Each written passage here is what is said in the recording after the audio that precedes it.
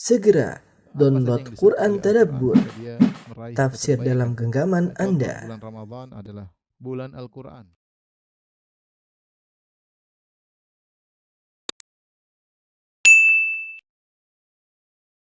Bismillahirrahmanirrahim. Assalamualaikum warahmatullahi wabarakatuh.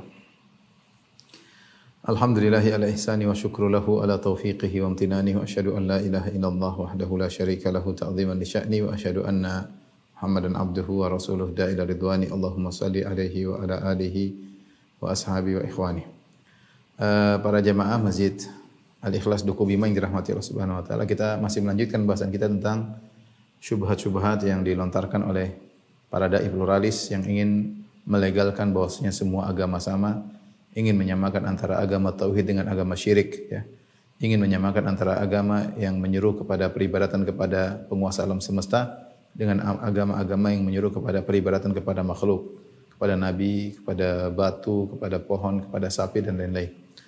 Taib, mereka sebagaimana kita sebutkan, mereka berdalil dengan Al-Quran maupun sunnah Nabi sallallahu alaihi wasallam, dan dalilan mereka selalu tidak pada tempatnya, dan mereka berani berbohong, berani memanipulasi perkataan para ulama, mempelintir ayat-ayat Allah Subhanahu wa taala, dan sebagaimana sudah kita jelaskan metode mereka, manhaj mereka ini sebagaimana terlalu, dan kita akan sebutkan lagi metode mereka pada pertemuan kali ini, di mana mereka kerjanya mempelintir ayat, manipulasi, memotong, dan mereka tidak jujur, tidak sebagaimana yang mereka dengung-dengungkan bahwasanya mereka adalah tokoh-tokoh akademisi yang menjunjung kejujuran, namun ternyata mereka tidak jujur.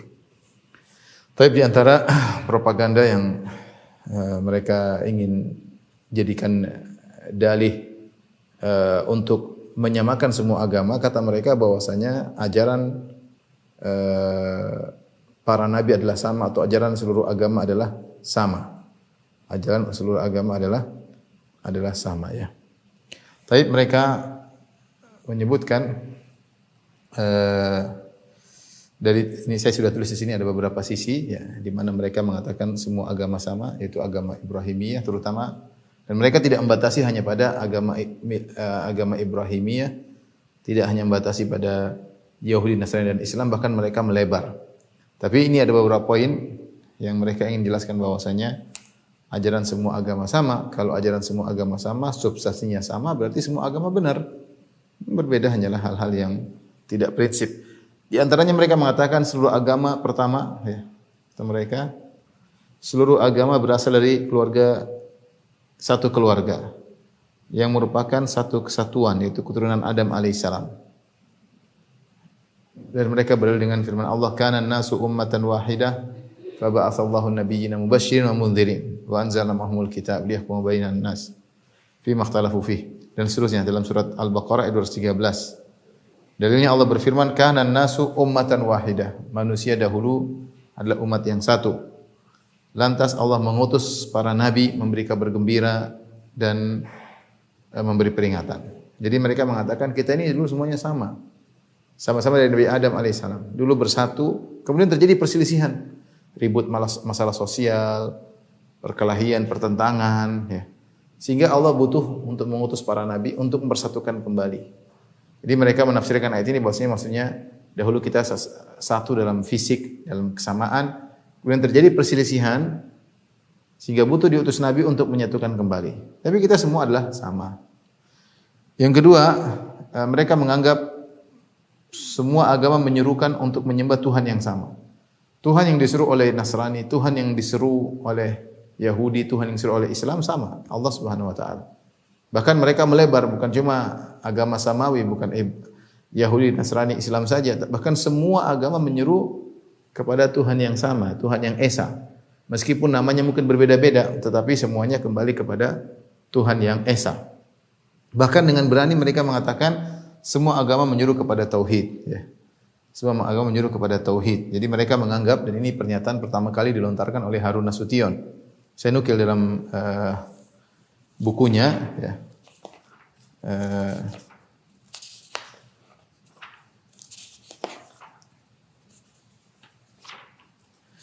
Judulnya Islam ditinjau dari berbagai aspeknya. Islam ditinjau dari berbagai aspeknya. Harun Nasution, ya, jadi Harun Nasution. Dia ini yang mengambil gelar doktor di Kanada kalau tidak salah ya. Dan dia yang pertama kali membawa sekularisme ke tanah air ya. Wafat 1998 Masehi, Harun Nasution. Setelah dia kembali dari Kanada, kemudian dia membawa ajaran sekularisme dan itu termasuk orang yang meletakkan dasar-dasar liberalisme dan pluralisme di antara Harun Nasution. Dia mengatakan bahwasanya agama Hindu juga bertauhid. Beliau berkata, agama-agama yang dimasukkan dalam kelompok agama monoteisme, yaitu agama tauhid, adalah Islam, Yahudi, Kristen dengan kedua golongannya, yaitu Protestan dan Katolik yang terdapat di dalamnya, dan Hindu. Ya. Lihat, Islam ditinjau dari berbagai aspeknya. Volume 1 atau jilid 1 halaman 12. Ini. Kata Harun Nasution, agama monoteisme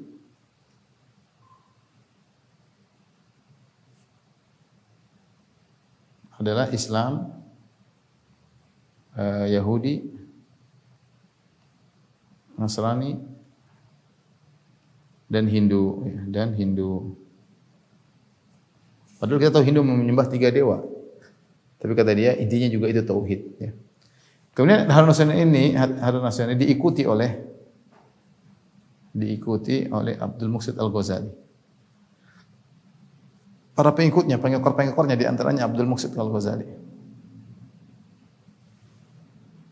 Dr. Abdul Muqsid Al-Ghazali, Dr. Abdul Muqsid Ghazali ya.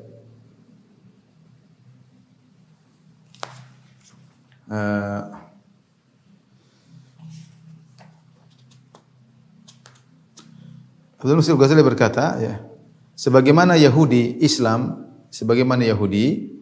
menganut pandangan monoteisme yang ketat. Ini berbeda dengan Kristen yang pandangan monoteismenya lebih longgar. Jadi tapi semuanya monoteisme. Kata dia Yahudi ketat, Islam juga ketat, Kristen tidak ketat. Tapi sama-sama menganut monoteisme. Namun konsep pandangan monoteisme itu lebih longgar. Dalam bukunya Argumen Pluralisme Agama. Ini buku Dr. Abdul Muqsid Ghazali, Argumen Pluralisme Agama, ini risalah doktoral. Dia juga berkata, artinya risalah doktor artinya ditulis, dibimbing oleh dosen membimbing, kemudian diujikan, kemudian diberikan gelar ya. Dia juga berkata, sekalipun Tuhan hanya satu, cara orang merumuskan dan mendefinisikan Tuhan sangat beragam. Sekalipun Tuhan hanya satu, cara orang merumuskan dan mendefinisikan Tuhan sangat beragam. Umat Islam, Yahudi dan Nasrani percaya Tuhan itu satu, percaya bahwa Tuhan itu satu. Namun sebagaimana satunya Tuhan, ini lihat halaman 294 ya, saya nukil di buku disertasi ini halaman 294. Namun bagaimana satu Tuhannya, disitulah para ulama dan agama-agama berbeda-beda dalam mengkonseptualisasikannya. Jadi berbeda konsep aja, tapi intinya Tuhan itu satu. Ini hanya sekedar nanti kita akan sebutkan usaha-usaha mereka untuk melegalkan bahwasanya Nasrani dan Hindu adalah juga agama tauhid. Ini terlalu jauh bagi kita ya. Allah mengatakan mereka musyrikin ya. Kemudian di antara kesamaan agama-agama, poin yang ketiga, semua agama menyuruh kepada nilai-nilai kemanusiaan. Semua agama menyuruh kepada kebaikan, kepada akhlak yang mulia, kepada persamaan, kepada anti diskriminasi, kemudian kepada kemanusiaan, humanisme, kepada keadilan ya. Yang itu ditunjukkan oleh ayat-ayat dalam Al-Qur'an, di antaranya mereka berdalil dengan firman Allah, "Makana Ibrahimu Yahudiyan wala Nasraniyan walakin kana hanifan muslima wa ma kana musyrikin." Ibrahim bukanlah Yahudi dan juga bukan Nasrani. Tetapi Ibrahim adalah hanifan. Ibrahim adalah hanif, yaitu condong kepada hanif itu ya, mereka mengartikan hanifan di sini, Ibrahim itu hanif. Tadi menyeru kepada nilai-nilai sosial. Hanif maksudnya nilai-nilai sosial. Jadi dia bukan Yahudi, bukan Nasrani. Jadi tidak karena Yahudi Nasrani menganggap mereka eksklusif. Jadi Ibrahim tidak eksklusif. Dia inklusivisme, yaitu semua sama. Karena dia hanif. Dia bukan Muslim, dia bukan Yahudi, dia bukan Nasrani, tapi dia hanif. Ini dalil bahwasanya semua agama sama. Ya, jangan eksklusifkan ya. Tapi dia inklusivisme, yaitu semuanya sama terbuka untuk semua. Dalil yang lain, mereka berdalil dengan firman Allah, "Qul ya ahlal kitabi ta'alu ila kalimatin sawa'in bainana wa bainakum." Katakanlah, wahai ahlul kitab, kemarilah kalian menuju satu kalimat yang sama antara kami dengan kalian. Mereka menafsirkan kalimatun sawa, kalimat yang sama. Ini kalimatun sawa maksudnya nilai-nilai sosial. Kita ini sama-sama menyeru kepada keadilan, kepada kebersamaan, sehingga harusnya kita berusaha mencari titik temu. Dan ini dibahas panjang lebar dalam buku Fikih Lintas Agama ya, Fikih Lintas Agama. Kemudian diikuti oleh filsuf agama di zamannya Nur Khalis Majid dan teman-temannya, kemudian diikuti oleh pluralis belakangan seperti Abdul Muqsid Ghazali, Zuhair Misrawi dan yang lainnya. Tapi ini di antara poin-poin yang mereka dengan dalil ini mereka mengatakan bahwasanya semua agama sama. Kalau semua agama sama, ajarannya sama, ya berarti ya sama semua menuju pada kebenaran. Berarti legal bahwasanya mereka adalah agama yang benar. Semua menyuruh kepada kebenaran dan semua mengantarkan kepada surga. Inilah 3 poin, saya ulangi. Mereka mengaku semua agama sama dari ajarannya. Pertama, berasal dari satu keluarga yang sama, dari Nabi Adam alaihissalam. Yang kedua, sama-sama agama tauhid. Sama-sama agama tauhid. Yang ketiga, sama-sama menyuruh kepada nilai-nilai kemanusiaan, nilai-nilai sosial. Kita akan bahas syubhat mereka satu persatu biidznillah taala.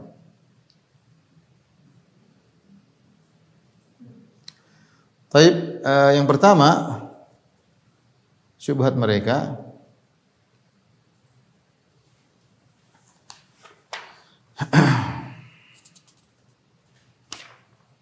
atau kita bahas pertama propaganda mereka syubhat semua agama adalah agama tauhid. Tadi sudah kita sampaikan bahwa ini pertama kali yang menjadi perintis menyampaikan hal ini adalah Harun Nasution setelah pulang dari Kanada, kemudian diikuti oleh tokoh-tokoh pluralis setelahnya ya. Apa dalil mereka? Ya. Mereka mengatakan bahwasanya mereka mentakwil semua ayat-ayat dalam Al-Qur'an. Seperti contoh, Allah mengatakan, Al-Qur'an menyatakan,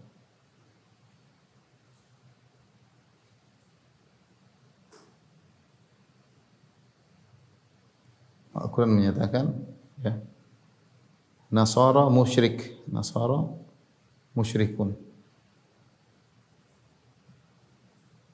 Yahudi musyrikun.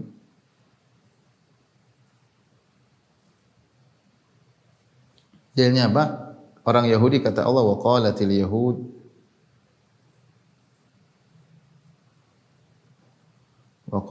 yahudu Uzairu bin Allah. Berkata orang Yahudi, Uzair adalah ibn Allah. Orang-orang Yahudi berkata, Uzair putra Allah, anak Allah. Wa qalatin nasara, ya, wa qalatin nasara dalam Al-Qur'an, Al-Masih ibn Allah. Nasara berkata,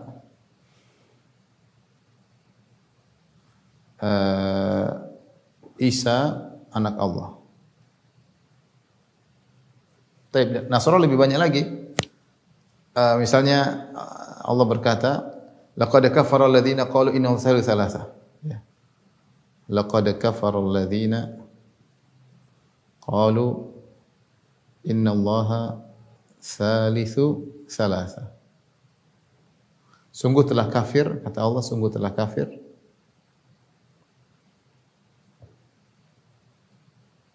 orang-orang yang menyatakan Allah satu dari yang tiga, Allah Trinitas. Kemudian juga laqad kafara alladziina qalu innallaha huwal masih ibnu Maryam. Innallaha huwal masihu ibnu Maryam. Sungguh telah kafir orang-orang yang menyatakan Allah adalah Isa. Allah adalah Isa. Baik, apa yang mereka lakukan dengan ayat ini? Apalagi Allah berfirman, "Innal ladzina kafaru min ahlil kitab wal musyrikin." Itu orang kafir dari ahlul kitab dan musyrikin. Allah kafirkan mereka. Nah, mereka mengatakan bahwasanya untuk melegalkan ini, mereka mengatakan Nasara kata mereka ya. Saya bacakan pernyataan mereka. Kata mereka Allah tidak bermaksud membawa ayat ini kepada seluruh Nasara. Ini hanyalah ayat-ayat ini di antara kata mereka. Kata mereka. Ayat-ayat ini tidak berlaku pada seluruh sekte Nasara. Sehingga jangan semua, tidak semua. Nasara sekarang banyak yang bertauhid kata mereka. Kemudian mereka berdalil perkataan Muhammad Rashid Ridho dan bohong. Saya sudah buktikan Rashid Ridho tidak mengatakan demikian. Ya, mereka berusaha berdalil dengan Suyuti, dengan Al-Mahalli, Muhammad Rashid Ridho. Mereka bohong. Jadi mereka ini berani bohong. Kata mereka ini pernyataan Muhammad Rashid Ridho. Kita cek kepada kitab tafsirnya Al-Manar Muhammad Rashid Ridho tidak demikian. Dan saya nukil kedustaan mereka. Jadi kata mereka ini tidak berlaku pada seluruh sekte Nasara. Ada sekte-sekte Nasara yang bertauhid. Ada sekte-sekte Nasara yang bertauhid. Tapi kata mereka juga maksud Nasara Isa anak Allah bukanlah anak biologis. Jadi kata mereka yang kafir itu kalau dikatakan anak biologis. Tapi ini hanyalah majaz, ini hanya majaz. Hanyalah majaz. Jadi kalau kafir itu kita bilang mereka musyrik kalau mereka menganggap Isa itu anak biologisnya Allah, baru itu disebut musyrik. Jika tidak maka tidak. Jika tidak maka tidak. Ini pernyataan mereka ya.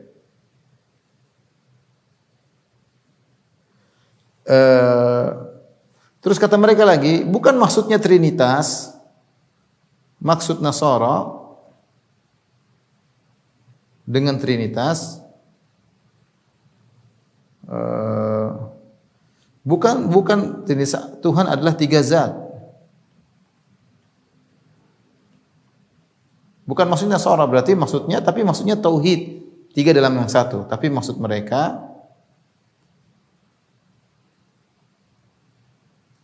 tiga sama dengan satu. Intinya ini kata-kata mereka ya.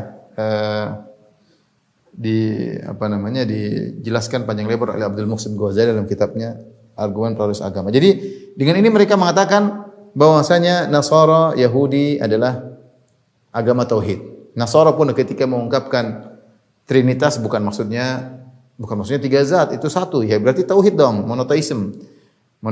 Juga kemudian dikatakan Isa putra Allah ya bukan maksudnya anak biologis. Kalau kita bilang Isa putra Allah anak biologis baru syirik. Kalau enggak maka ini sekedar pengagungan.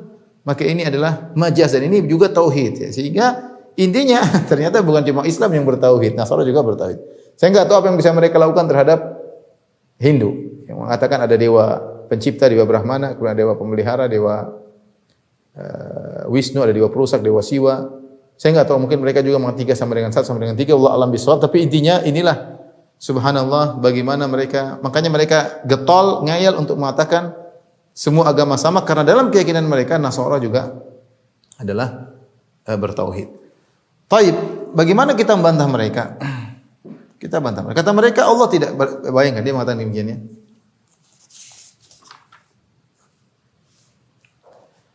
Dia berkata, adapun penafsirannya penting dicatat, ini Abdul Muhsin Al-Ghazali dia berkata, adapun penafsirannya penting dicatat bahwa sejauh menyangkut soal akidah, Al-Quran tidak memerintahkan agar orang-orang yang percaya tentang konsep Trinitas itu agar dihukum dan diskriminasi.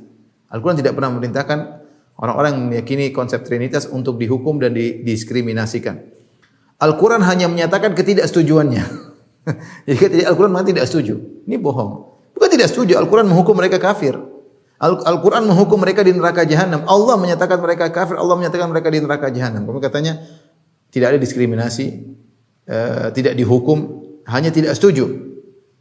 Ini mungkin sebagaimana dikatakan sebelumnya karena Al-Quran sudah memiliki pendirian tentang jaminan kebebasan beragama dan berkeyakinan, termasuk keyakinan dalam soal kedudukan Isa Al-Masih. Kenapa Al-Quran tidak menghukum, tidak mendiskriminasi, kata dia, karena Al-Quran punya pendirian tentang jaminan kebebasan beragama dan berkeyakinan.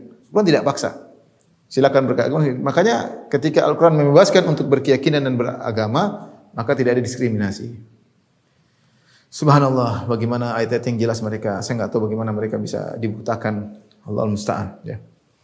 Ayat terlalu banyak menyatakan mereka musyrik, mereka kafir, kemudian mau dipaksa untuk menjadi agama tauhid, mau dipaksa menjadi agama tauhid, ya. Tapi adapun kemudian mereka berdalil pernyataan Rashid Ridho dan saya sudah bantah, antum baca sendiri nanti dalam bukunya, terlalu panjang kalau kita mau sebutkan. Mereka berdalil perkataan Jalalain dan Suyuti dan Mahalli, dan itu tidak benar juga, ya. Mereka juga berdusta, ya. Demikian juga mereka nukil dari An-Nawawi Al-Bantani, dari Al-Nawawi Al-Jawi, dan juga tidak benar, ya. Taib.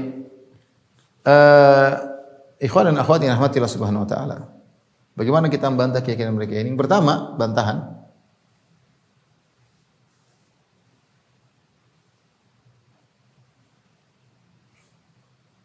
Bantahan jelas. Allah menghukum kafir mereka. Kafir dan di neraka. Terhadap Yahudi Nasrani, terhadap Yahudi dan Nasrani. Bukan cuma ya Allah menghukum mereka kafir. Laqad kafara. Innal ladzina kafaru min ahlil kitab wal musyrikin. Sungguhnya orang kafir dari kalangan ahli kitab dan kaum musyrikin. Allah menghukum mereka kafir. Jangan cuma dikatakan tidak disetujui, tidak boleh diskriminasi, karena ini semua kedustaan. Allah menghukum mereka dengan kafir dan Allah vonis mereka dalam neraka jahanam. Kemudian Allah menyebutkan sekte-sekte. Sekte-sekte dalam Nasrani ada 3 model. Dalam Al-Quran disebut 3 sekte. Pertama yang meyakini Trinitas, sekte Trinitas. Sekte yang meyakini Allah sama dengan Isa. Sekte yang meyakini Isa putra Allah. Baik. Sampai sekarang sekte-sekte ini masih ada. Masih ada. Sebagaimana zaman dahulu sekte-sekte tersebut Allah kafirkan, zaman sekarang juga selama mereka masih meyakini satu dari yang 3 atau Isa adalah putra Allah, ya, maka apa namanya sama, ya. Tidak ada dalil bahwasanya terjadi perubahan drastis dari sekte di zaman Nabi, Nasrani zaman Nabi kemudian berubah sekarang bertauhid meyakini Isa bukan putra Allah. Enggak, sama sekte yang dulu sama sekte yang sama, mirip-mirip, dan semuanya ini semuanya divonis kafir, semuanya kafir. Semuanya divonis kafir dan di neraka, ya. Kemudian yang ketiga, perhatikan, tidak ada satu sekte pun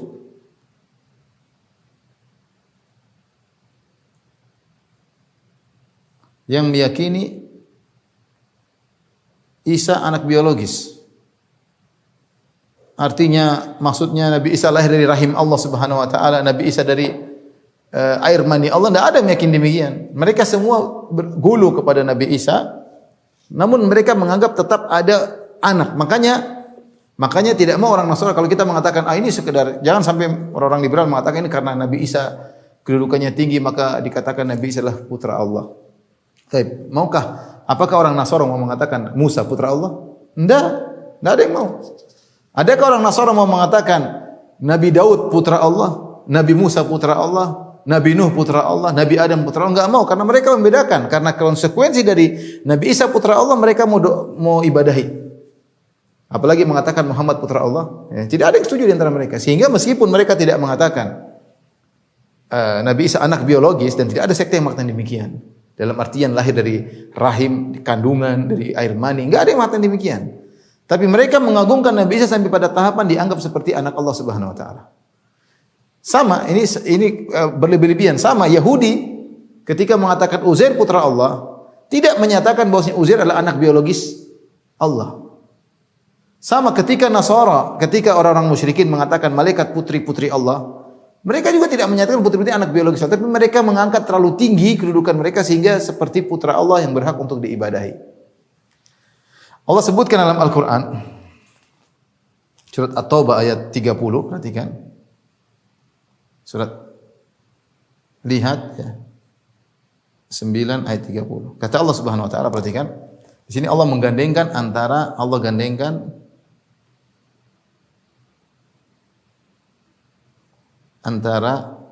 Yahudi, Nasara dan musyrikin. Kata Allah, wa qalatil yahudu Uzairun ibnullah. Orang Yahudi berkata Uzair adalah putra Allah. Wa qalatin Nasara al-Masih ibnullah. Berkata Nasara Isa putra Allah.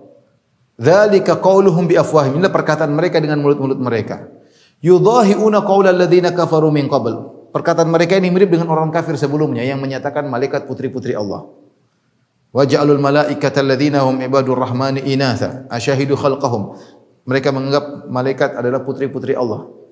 Dan ketiga golongan ini dikafirkan oleh Allah Subhanahu wa taala, Yahudi, Nasara dan musyrikin, dan ketiga-tiganya tidak menganggap bahwasanya malaikat putri biologis Allah, Uzair putra biologis Allah, Isa putra biologis Allah. Tidak, tapi mereka anggap kedudukannya tinggi sehingga berhak untuk diibadahi. Jadi, wallahu a'lam, mungkin mereka menganggap namanya syirik itu kalau Tuhan ada dua. Selama Tuhan ini tidak dianggap sebagai putra biologis, maka tidak mengapa. Kita bilang menganggap Tuhan satu dari tiga sudah syirik. Apalagi beribadah kepada nabi yang dianggap sebagai putra Allah, syirik. Ini jelas kesyirikan. Jadi aneh, subhanallah, mereka berusaha untuk melegalkan kesyirikannya orang-orang Nasara, bahkan orang-orang Hindu juga mereka ingin menyatakan mereka adalah agama tauhid, Adapun kedustaan mereka terhadap para ahli tafsir, silakan baca sendiri karena waktunya tidak cukup ya.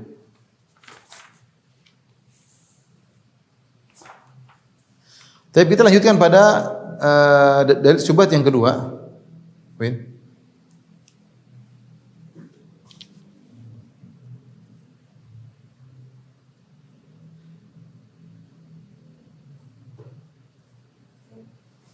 Yang kedua, kata mereka, syubhat,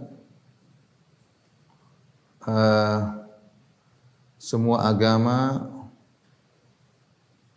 berasal dari satu keluarga.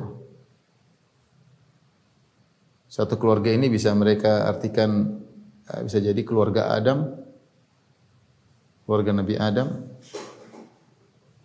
atau maksud mereka adalah keluarga Ibrahim. Keluarga Ibrahim. Kalau maksud mereka keluarga Ibrahim adalah maksudnya sama-sama agama Ibrahimiyah ya. Taib. Dalil mereka, perhatikan dalil mereka dalam surat Al-Baqarah 213. Saya bacakan. Kana an-nasu ummatan wahidah.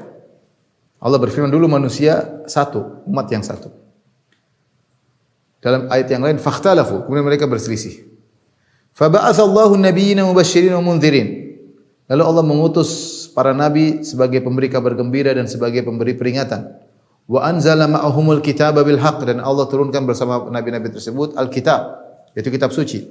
Liyahkuma bainan nas, agar Allah menghukum di antara manusia fi makhtalafu fihi, atas apa yang mereka perselisihkan. Wa makhtalafa fi illal ladzina utuhu min ba'di ma ja'atuhumul bayyinatu baghyan bainahum. Dan tidaklah berselisih dalam hal itu kecuali orang telah diberikan bayinat kepada mereka, karena mereka berbuat zalim di antara mereka. Fahadallahu alladzina amanu limakhtalafu fihi minal haqqi biiznih.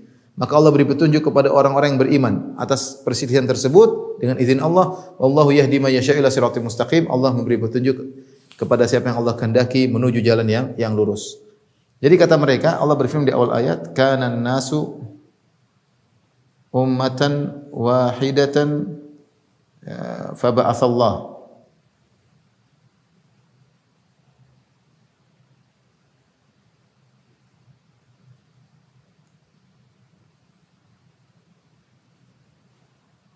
Faba'atha Allahu an-nabiyyina mubasysyirin wa mundzirin. Dulu umat manusia adalah satu. Dulu umat manusia satu. Umat yang satu. Kemudian berselisih, lalu berselisih. Kata mereka umat yang satu, maksudnya secara fisik, yaitu fisik mereka bersatu. Fisik mereka bersatu. Kemudian mereka berselisih dalam urusan dunia, berselisih, bercerai-berai.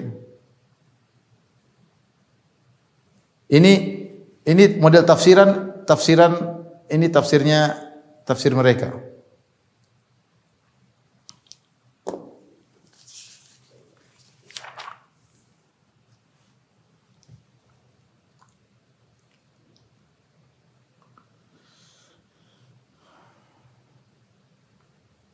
Zuhair Misrawi berkata, pentingnya mengingatkan seluruh umat manusia tentang ajaran yang dibawa Nabi Adam alaihissalam sebagai cikal bakal dari agama-agama Adam dalam menggariskan kita sebagai umat yang satu. Jadi kita ini umat yang satu, jangan ribut. Apapun agamanya kembali kepada Nabi Adam alaihissalam. Zuhair Misrawi juga berkata, Tuhan mengutus para nabi untuk menyelesaikan masalah perpecah belahan di antara umat. Itu dengan memberikan kebahagiaan dan kabar kebahagiaan, kabar peringatan. Menurut Imam Al-Razi yang dimaksud dengan membawa kabar gembira yaitu membangun kehidupan yang nyaman di tengah-tengah umat. Sedangkan kabar peringatan yaitu dalam rangka menghilangkan penyakit-penyakit sosial. Ini dusta, ini saya bantah dalam buku ini nukilan dusta dari Razi. Jadi maksudnya kabar gembira adalah kebahagiaan, peringatan dari penyakit-penyakit sosial. Jadi dibawakan kepada makna duniawi.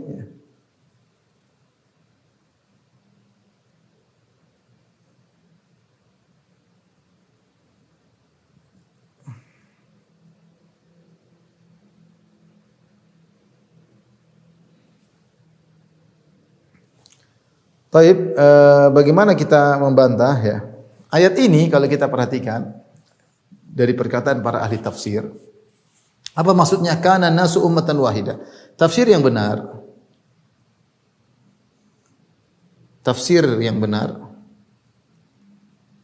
menurut para ahli tafsir seperti At-Tabari, kemudian Ar-Razi, Ibnu Katsir, bahkan menukil dari para sahabat Ibnu Abbas, maksudnya apa? Kana nasu ummatan wahidah, manusia dulu umat yang satu. Maksudnya apa? Di atas tauhid, itu maksudnya. Bukan hanya bersatu raga, mereka di atas tauhid. Fakhtalafu, lalu mereka berselisih. Karena ada yang musyrik. Karena ada yang terjerumus dalam kesyirikan. Gitu tafsir yang benar. Saya bacakan ya. At-Tabari berkata, fa inna dal Qur'an wadhihun ala anna alladziina akhbarahumullahu anhum annahum kanu ummatan wahidah. Sungguhnya di Al-Qur'an sangat jelas di mana menjelaskan Allah kabarkan tentang umat yang dahulunya umat yang satu. Inna makanu ummatan wahidatan alal iman. Mereka dikatakan umat yang satu karena mereka berada di atas iman wa dinil haq, di atas agama yang benar, dunal kufri billah wa syirki bihi. Bukan di atas kesyirikan dan kekufuran. Jadi maksudnya umat satu umat di atas tauhid maksudnya. Ya. Ibnu Katsir berkata, "Tsumma akhbara ta'ala anna hadza syirka haditsun fin nas ka'in ba'da an lam yakun." Allah menjelaskan bahwa syirik itu muncul belakangan. Dulunya manusia satu, maksudnya di atas tauhid. Wa anna an-nasa kulluhum kanu ala dinin wahid wa huwa al-Islam. Manusia dulu seluruhnya sejak zaman Nabi Adam di atas satu agama yaitu Islam. Qala Ibnu Abbas berkata, "Kana baina Adam wa Nuh asyaratu qurun." Antara Adam dan Nuh ada 10 generasi. Kulluhum alal Islam, semuanya di atas Islam. Tsumma waqal ikhtilaf bainan nas. Kemudian terjadi perselisihan. Apa ini maksud perselisihan? Itu ada yang syirik. Wa ubadatil asnam wal andad. Dan kemudian disembahlah, diibadahilah berhala-berhala, patung-patung. Fa ba'atsallahu rusula bi ayati wa bayyinatihi. Maka Allah pun utus para rasul untuk memperbaiki ini karena mereka telah terjerumus dalam kesyirikan. Dan itu semua pernyataan para ahli tafsir. Jadi ayat ini Allah jelaskan, dulu manusia bertauhid, kemudian terjadi kesyirikan, diutus para rasul untuk membersihkan kesyirikan agar kembali kepada Umat yang satu, umat tauhid. Ini tafsir para ahli tafsir.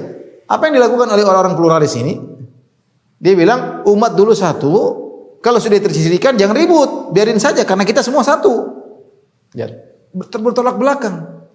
Allah menjelaskan, Allah mengutus para rasul untuk membersihkan kesyirikan agar kembali kepada yang satu. Mereka tidak, mereka mengatakan dulu Nabi Adam satu, anak-anaknya juga dari keluarga yang sama, maka semua kesyirikan yang ada sekarang juga dari keluarga yang sama. Jangan ribut. Karena kita semua satu. Lah gimana? Gimana kita satu, kita berselisih? Jadi mereka menjadikan ayat ini untuk melegalkan kesyirikan. Padahal maksud ayat ini adalah untuk menghilangkan kesyirikan. Justru mereka jadikan dalil untuk melegalkan kesyirikan. Saya enggak tahu cara berpikir mereka ya. Ini semua perkataan ahli tafsir mereka tutup, mereka bolak-balik, mereka pelintiri. Kemudian mereka mengaku mereka akademisi, jujur dalam amanah dalam menulis risalah. Bohong semuanya. Ya. Bohong. Taib ini syubhat yang kedua. Taib yang selanjutnya terakhir.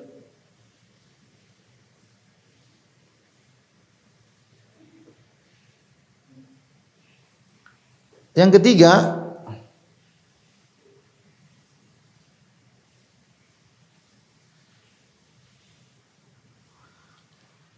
kata mereka ajaran semua agama sama.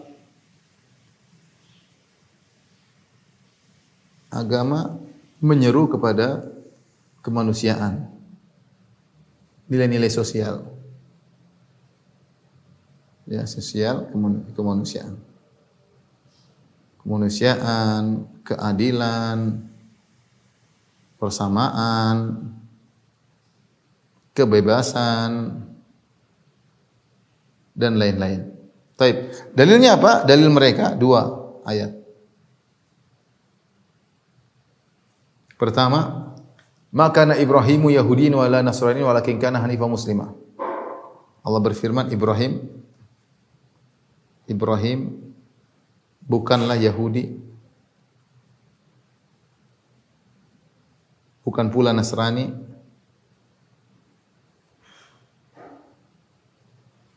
akan tetapi hanif, Muslim sini maksudnya menyerahkan diri kata mereka, mana awam, yaitu menyerahkan diri.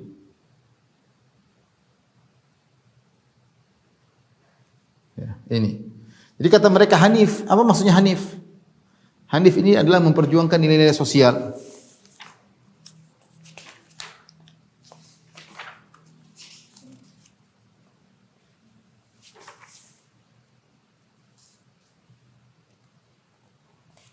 Saya bacakan ya.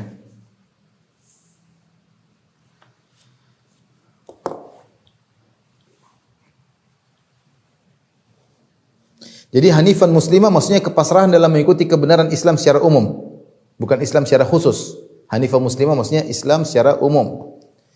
Kata mereka ya, dua istilah hanif dan muslim itu menunjukkan kepada pengertian generik, yaitu ajaran yang belum tertundukkan oleh ruang dan waktu sejarah, yang dapat menyebabkan hilangnya kemurnian serta memunculkan sifat sektarian dan komunalistik bersemangat golongan. Jadi kata mereka tidak boleh kita eksklusif Yahudi, eksklusif Nasara. Kita harus hanif. Hanif itu semuanya benar. Nilai sosial.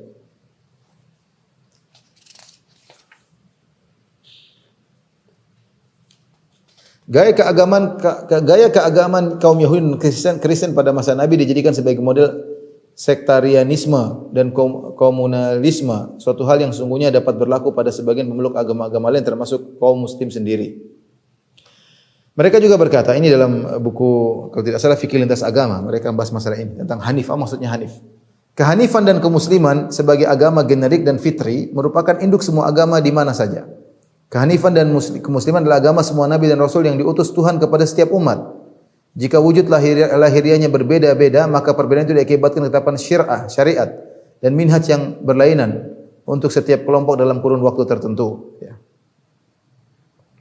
Jadi mereka menganggap bahwasanya kehanifan adalah kesamaan, tidak boleh adanya sekte tertentu, tidak ada namanya eksklusifisme. Jadi dia adalah suatu makna yang sama di antara seluruh agama. Sehingga dikatakan dia generik, tidak terbatas oleh ruang dan waktu, suatu makna yang sama yang diyakini oleh seluruh agama, yaitu makna-makna sosial. Makna-makna sosial itu maksud mereka ya.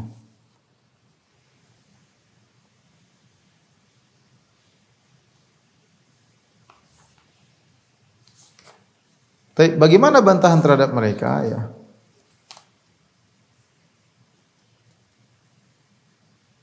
Karena mereka menganggap namanya Hanifiyah Musliman maksudnya ajaran-ajaran universal. Jadi Hanif ini maksudnya ajaran-ajaran Hanif adalah ajaran-ajaran universal yang disepakati oleh seluruh agama.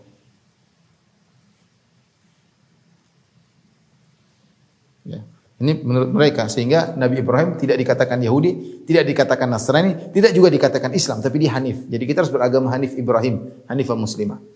Ini menurut mereka sebenarnya tentunya maksud ajaran universal maksud mereka larikan kepada makna sosial, kebersamaan, kebebasan, keadilan. Ini bantahannya mudah ya. Bantahannya pertama tidak sesuai dengan makna Hanif dalam bahasa Arab.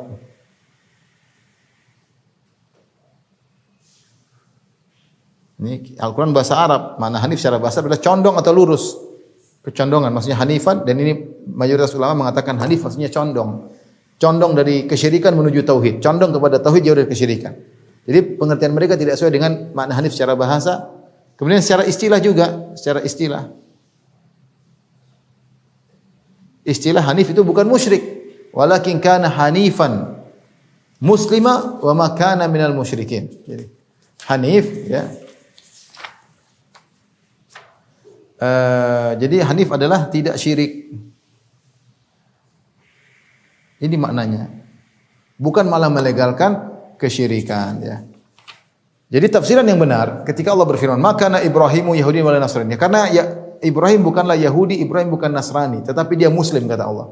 Kenapa Yahudi menganggap kami pengikut Ibrahim? Nasara juga menganggap kami pengikut Ibrahim. Allah bantah Ibrahim bertauhid. Kalian Yahudi, Nasara musyrik. Demikian juga orang musyrikin berkata kami pengikut Ibrahim karena orang-orang Quraisy semua keturunan Ibrahim. Kata Allah kalian juga bukan pengikut Ibrahim karena Ibrahim Hanif yaitu bertauhid. Ini yang membedakan antara Ibrahim dia adalah Muslim, bukan Yahudi, bukan Nasrani, bukan musyrikin. Jadi tiga golongan, Yahudi keturunan Ibrahim sehingga membanggakan Ibrahim. Nasara keturunan Ibrahim karena mereka Bani Israel. Keturunan Ibrahim mereka membanggakan Ibrahim. Musyrikin juga keturunan Ibrahim karena mereka orang Quraisy semuanya keturunan Ismail. Dan mereka keturunan Ibrahim. Mereka mengatakan kami ini pengikut Ibrahim. Allah bantah. Kata Allah, maka Ibrahim Yahudi. Allah bukan Ibrahim bukan Yahudi. Wala Nasraniyah. Ibrahim juga bukan Nasraniyah. Walakin kana hanifan muslim. Wa ma kana minal musyrikin juga bukan musyrik. Ibrahim bukan kalian bertiga karena Ibrahim adalah bertauhid. Ibrahim adalah bertauhid. Ini semua pernyataan ahli tafsir. Contoh Abu Hayyan berkata, ya, atau Al-Baydai, semua ahli tafsir berkata demikian.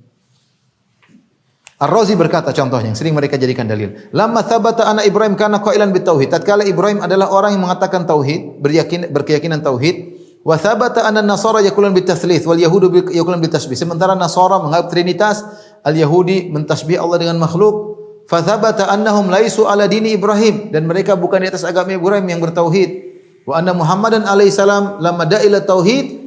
Adapun Muhammad ketika menyuruh kepada tauhid, kana huwa ala dini Ibrahim. Muhammad lah yang di atas agama Ibrahim. Makanya walakin kana hanifan muslima. Ibrahim itu Islam. Karena Muhammad menyuruh kepada tauhid sebagaimana Ibrahim menyuruh kepada tauhid. Jadi subhanallah, ayat ini sebagai dalil bantahan terhadap Yahudi, Nasrani dan musyrikin yang terjerumus dalam kesyirikan agar kembali kepada Ibrahim yang bertauhid, mereka rubah maknanya. Kata mereka semuanya benar. Karena semuanya menyeru kepada makna hanif, makna yang sama, makna sosial. Ayat tidak berbicara tentang makna sosial, ayat berbicara tentang tauhid. Subhanallah. Tapi dalil mereka yang lain,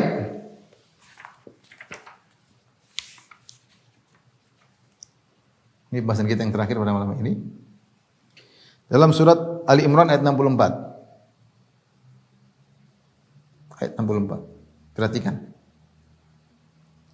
Qul ya ahlal kitabi, qul ya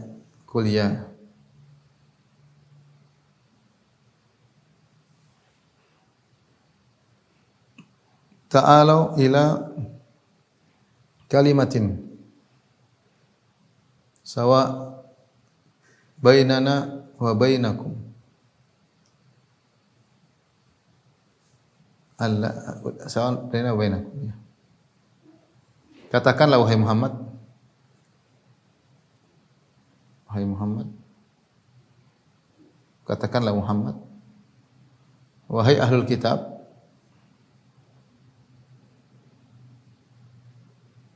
kemarilah menuju kalimat yang sama. Kalimat yang sama antara kami dengan kalian. Nah, ini istilah mereka kalimatun sawa, kalimat yang sama, kalimatun sawa. Apa tafsiran mereka? Kalimatun sawa yang mereka tafsirkan adalah makna sosial. Saya bacakan misalnya perkataan Nurul Khalis Majid. Dalam Al-Quran banyak sekali indikasi bahwa semua agama sama, kata Nurul Khalis Majid. Dalam Al-Quran banyak sekali indikasi bahwa semua agama sama. Tuhan menetapkan syariat kepada kamu juga kepada Ibrahim, Musa, Isa dan sebagainya. Dan kamu harus bersatu seperti ditetapkan dalam agama dan jangan bercerai-berai. Karena itu syariat dalam arti yang prinsipil adalah satu ajaran yang di dalam Al-Quran disebut sebagai titik temu semua agama. Jadi kalimatun sawa ini kata mereka artinya titik temu semua agama.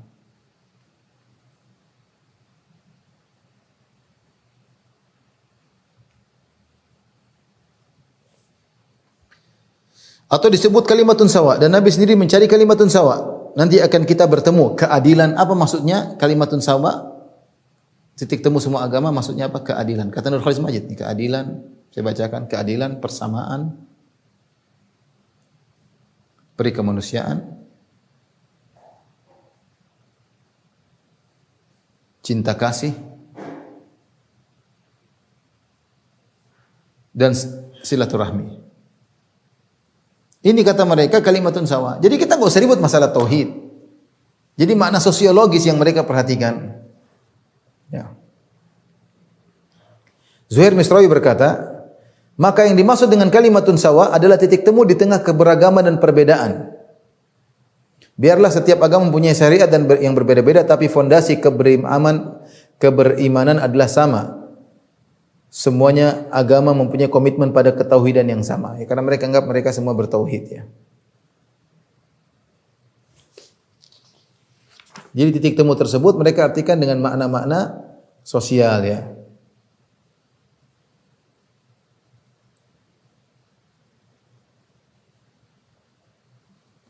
Tapi bagaimana kita membantah pernyataan mereka ini? Kita bilang inilah disebut dengan jurus mabok ya. Kita sering bilang. Ini jurus mabok. Orang mabok yang baca ayat cuma sepenggal. Hanya sepenggal. Dan ini banyak mereka lakukan ya. Sudah kita sebutkan sebelumnya, ini contoh yang lain. Jadi ada orang mabok, ini hanya perumpamaan. Orang mabok enggak suka sama orang yang sholat. Dia tidak mau sholat, dia tidak suka orang yang sholat. Dia cari ayat mana yang menunjukkan sholat itu mengerikan. Dia dapat ayat. Fawailul lil musallin, celaka orang yang salat. Sudah.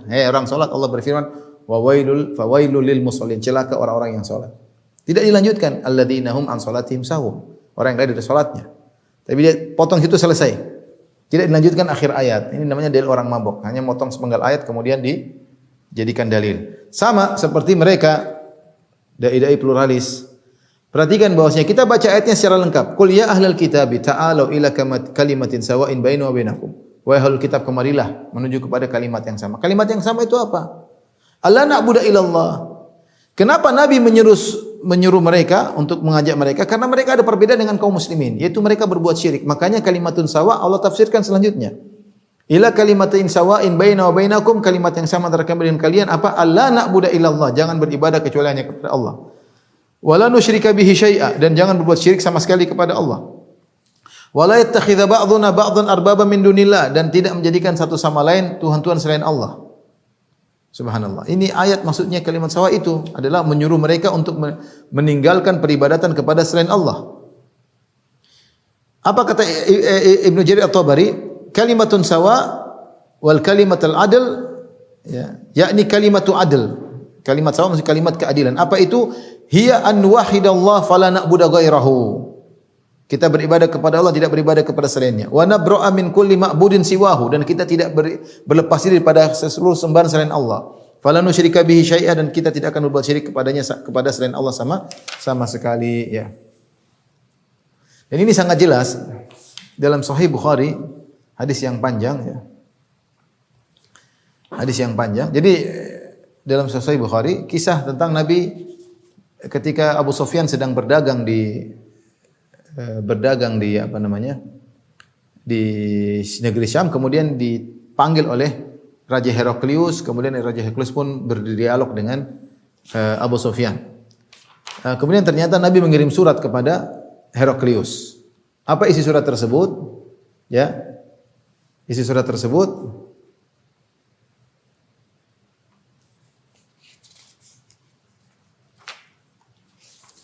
ila Herakl azimur Rum, kepada Heraklius, ya, bismillahirrahmanirrahim, min Muhammad Rasulillah ila Herakl azimur Rum. Lihat halaman 331.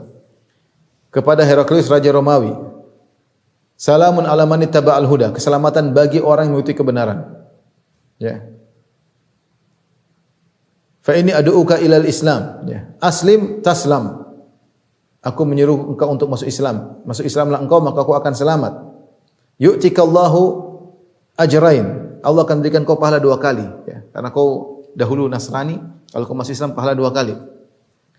Kemudian fa in abait, kalau kau tidak mau masuk Islam, fa inna alaika itsmal arisiyin, kau akan menanggung dosa rakyatmu. Keras, tegas dari Nabi. Kalau kau tidak masuk Islam wahai Heraklius, kalau kau tidak masuk Islam berarti kau tidak selamat dan kau akan menanggung dosa rakyatmu. Kemudian Nabi menuliskan, ya ahlal kitab ta'alu ila kalimatin sawa'in baina wa bainakum alla na'budu illallah. Wahai ahlul kitab, kemarilah menuju ke satu kalimat yang sama antara kami dengan kalian. Jangan beribadah kepada Allah, jangan berbuat syirik. Jangan menjadikan sebagian kita sebagai sesembahan selain Allah. Fa in tawallaw faqulu asyhadu bi anna muslimun. Perhatikan, inilah surat Nabi sallallahu alaihi wasallam kepada Heraklius, dan Heraklius sadar. Dia ngerti maksud Nabi bahwasanya kalimatun sawa itu harus meninggalkan peribadatan kepada Nabi Isa. Dan akhirnya tidak mau. Karena dia tahu rakyatnya akan protes sama dia. Kalau maksudnya dari kalimatun sawa adalah keadilan, kebersamaan, tentu bukan begitu yang dipahami oleh Heraklius. Jadi aneh, Heraklius saja paham tentang ayat ini yang ditulis oleh Nabi kepada dia, sementara dai pluralisme yang orang Islam, ngaku orang Islam, tidak paham. Tidak paham. Jadi